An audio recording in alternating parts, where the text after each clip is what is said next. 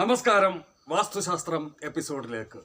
ഇന്നത്തെ വാസ്തുശാസ്ത്രത്തിൽ ഞാൻ സംസാരിക്കാൻ പോകുന്ന വിഷയം പരമ്പരാഗതമായ വാസ്തുശാസ്ത്രമോ അതിൻ്റെ രീതികളോ അല്ല. പക്ഷേ നിങ്ങൾക്കേവർക്കും നിത്യജീവിതത്തിൽ ഉപകാരപ്പെട്ടേക്കാവുന്ന ഒരു ചെറിയ അറിവ്. അത് ചെറിയ അറിവല്ല. നമ്മൾ സ്ക്വയർ ഫീറ്റ് എന്ന് കേട്ടിട്ടുണ്ട്. എന്താണ് സ്ക്വയർ ഫീറ്റ്? ഒരു സ്ഥലത്തിൻ്റെ പരപ്പളവ്.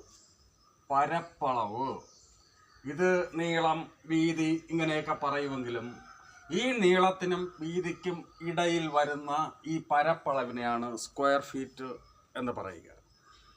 അപ്പോൾ നമ്മുടെ കെട്ടിടപ്പണിയൊക്കെ നടക്കുമ്പോൾ ഒരു മുറിക്കോ കെട്ടിടത്തിനോ അല്ലെങ്കിൽ കാർ പോർച്ചിനോ എവിടെയെങ്കിലും ഒരു ടൈൽസ് ഇടാനോ മാർബിൾ ഇടാനോ ഒക്കെ സ്ക്വയർ ഫീറ്റ് കണക്കിലാണ് റേറ്റ് കൊടുക്കുക. പക്ഷേ സ്ക്വയർ ഫീറ്റ് കണക്കാക്കാൻ നമുക്കറിയില്ലെങ്കിൽ നമ്മൾ പറ്റിക്കപ്പെടാം. നമുക്ക് തന്നെ വളരെ ലളിതമായി ഇത് എത്രയുണ്ടെന്ന് കണ്ടുപിടിക്കേണ്ട ഒരു മാർഗമാണ് ഇന്നത്തെ എപ്പിസോഡിൽ വളരെ ലളിതമായി ഞാൻ പറയാൻ പോകുന്നത്. ഇത് കണ്ടുപിടിക്കാൻ നമുക്കൊരു കാൽക്കുലേറ്റർ ആവശ്യമാണ്, എഴുതി കൂട്ടുന്നതിനേക്കാൾ. പക്ഷേ ഇന്നത്തെ കാലത്ത് കാൽക്കുലേറ്ററൊന്നും കാശ് കൊടുത്ത് വാങ്ങേണ്ടതില്ല. നമ്മുടെ മൊബൈൽ ഫോണിൽ പ്ലേ സ്റ്റോറിലൊക്കെ കയറി കാൽക്കുലേറ്റർ എന്ന് സെർച്ച് ചെയ്താൽ ഇഷ്ടം പോലെ കാൽക്കുലേറ്റർ കിട്ടും. അതിലൊന്ന് സേവ് ചെയ്തിടുക എന്നത് മാത്രമേ ഉള്ളൂ. കോമ്പസും മറ്റു ഉപകരണങ്ങളും ഒക്കെ ഇങ്ങനെ തന്നെയാണ്. അപ്പോൾ നമുക്ക് വിഷയത്തിലേക്ക് വരാം. നമുക്ക് പരിചിതമായ ഒരു സംഗതിയാണ് മീറ്റർ എന്നുള്ളത്. അതായത് 100 സെൻറ്റിമീറ്റർ ചേർന്നതാണ് ഒരു മീറ്റർ. ഒരു സെൻറ്റിമീറ്റർ എന്ന് പറഞ്ഞാൽ ഈ പഴയ ഭാഷയിൽ പറഞ്ഞാൽ ഒരു അങ്കുലത്തിൻ്റെ 1/3 എന്നാ പറയുക. അങ്കുലത്തിൻ്റെ 1/3 എന്ന് പറയുമ്പോൾ ഈ അങ്കുലം പെരുവിരൽ ഇങ്ങനെ 3 ഭാഗിക്കുകയാണെങ്കിൽ അതിലൊന്നിൻ്റെ ഏകദേശ നീളം വരും 1 സെൻറ്റിമീറ്റർ. അപ്പോൾ അത് വളരെ ചെറുതാണെന്നറിയാമല്ലോ. അങ്ങനെയുള്ള 100 സെൻറ്റിമീറ്റർ ചേർന്നതാണ് ഒരു മീറ്റർ. ഇനി നമുക്ക് സ്ക്വയർ ഫീറ്റ് കണ്ടുപിടിക്കുന്നതിന് മുമ്പ് അടി എന്താണെന്ന് മനസ്സിലാക്കണം. 30 നമ്മൾ പലരും മനസ്സിലാക്കി വച്ചിരിക്കുന്നത് 30 സെൻറ്റിമീറ്ററാണ് ഒരടി എന്നുള്ളതാണ്. അല്ല, 30.48. ഒരു അടി എന്ന് പറഞ്ഞാൽ 30 സെൻറ്റിമീറ്ററും 0.48 എന്ന് പറയുമ്പോഴത്തേക്കും പോയിന്റ് കഴിഞ്ഞ് 48 വരുമ്പോഴത്തേക്കും ഏകദേശം 2 കൂടെ കിട്ടിയാൽ അത് 1/2 സെൻറ്റിമീറ്റർ ആവും. ഏകദേശം 30.5 സെൻറ്റിമീറ്ററിനോട് അടുത്ത് നിൽക്കും ഒരടി എന്നർത്ഥം. അപ്പോൾ ഇനി നമുക്ക് ഒരു മുറിയുടെ നീളം 3 മീറ്റർ 10 സെൻറ്റിമീറ്റർ ആണെന്നിരിക്കട്ടെ.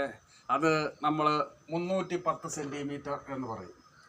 വീതി 2 മീറ്റർ 90 സെൻറ്റിമീറ്റർ, അതായത് 290 സെൻറ്റിമീറ്റർ ഉള്ള നമ്മളങ്ങനെ അളന്നെടുത്തു. അങ്ങനെയുള്ള അളവുള്ള അതിനകത്തെ സ്ക്വയർ ഫീറ്റ് എത്രയാണെന്ന് നമ്മൾ കണ്ടുപിടിക്കണം. ഒരു സ്ക്വയർ ഫീറ്റ് എന്ന് പറഞ്ഞാൽ 30.48 ഒരു വശം വരിക. അങ്ങനെ 4 വശവും ഈ അളവ് വരികയും അതിനകത്തെ പരപ്പളവാണ് ഒരു സ്ക്വയർ ഫീറ്റ്. അപ്പോൾ നീളവും വീതിയും നമുക്ക് സെൻറ്റിമീറ്ററിലായി കിട്ടിക്കഴിഞ്ഞു. അതിനെ അടിയിലോട്ട് മാറ്റണം. ഈ 310 സെൻറ്റിമീറ്ററിൽ എത്ര അടി ഉണ്ട് എന്നറിയാൻ ഇതിൽ ഈ 310 സെൻറ്റിമീറ്ററിനകത്ത് 30.48 സെൻറ്റിമീറ്റർ എത്ര എണ്ണം ഉണ്ട് എന്നറിയണം. ലളിതമാണ്. 310 സെൻറ്റിമീറ്ററിനെ 30.48 ഭാഗിക്കുമ്പോൾ ഈ 0.48 ഒക്കെ വരുമ്പോഴത്തേക്കും നമുക്ക് ഈ എഴുതി കൂട്ടാൻ പാടാണ്. കാൽക്കുലേറ്ററിൽ തന്നെ ചെയ്യുക. ഭാഗിക്കുമ്പോൾ 10.17 എന്ന് കിട്ടും. ഇത് 10.17 എന്നുള്ളത് അടിയാണ്. 310 സെൻറ്റിമീറ്റർ എന്ന് പറഞ്ഞാൽ 10.17 അടി. 10.17 അടി എന്ന് പറഞ്ഞാൽ 310 സെന്റിമീറ്റർ. ഇത് നീളത്തിന്റെ കണക്കാണ്, ഒരു പരപ്പളവല്ല, നീളത്തിന്റെ കണക്കാണ്. ഇനി മറുവശം വീതിയിൽ 290 സെന്റിമീറ്ററിൽ എത്ര 30.48 സെന്റിമീറ്റർ ഉണ്ട് എന്ന് കാണാൻ അതിനെയും ഭാഗിച്ചാൽ മതി. അപ്പോൾ നമുക്ക് കിട്ടും 9.51 അടി എന്ന്. 9.51 അടി എന്ന് പറഞ്ഞാൽ 290 സെന്റിമീറ്റർ. അങ്ങനെ നീളത്തെയും വീതിയെയും നമ്മൾ അടിയിലേക്ക് വളരെ എളുപ്പത്തിൽ കൺവെർട്ട് ചെയ്ത് മാറ്റി. ഇനിയാണ് അതിനകത്തെ സ്ക്വയർ ഫീറ്റ് എന്താണെന്ന് കണ്ടുപിടിക്കേണ്ടത്.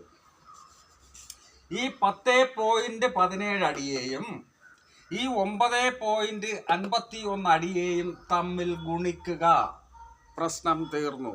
അപ്പോൾ 96.71 സ്ക്വയർ ഫീറ്റ് പരപ്പളവ് ഉണ്ട് എന്ന് നമ്മൾ കണ്ടുപിടിച്ചു കഴിഞ്ഞു ഒരു മുറിയുടെ. അപ്പോൾ അങ്ങനെ എല്ലാ മുറികളെയും എടുത്ത് കൂട്ടുമ്പോൾ നമുക്ക് കൃത്യം എത്ര സ്ക്വയർ ഫീറ്റ് ഉണ്ടെന്ന് മനസ്സിലാകും. ഈ വീഡിയോ നിങ്ങൾക്ക് ഉപകാരപ്രദമായി എന്ന് ഞാൻ വിശ്വസിക്കുന്നു. എങ്കിൽ ലൈക്ക് ചെയ്യുകയും ഷെയർ ചെയ്യുകയും ചെയ്യുക. സബ്സ്ക്രൈബ് ചെയ്യാതെയാണ് ഈ വീഡിയോ കാണുന്നതെങ്കിൽ സബ്സ്ക്രൈബും ചെയ്യുക. നന്ദി.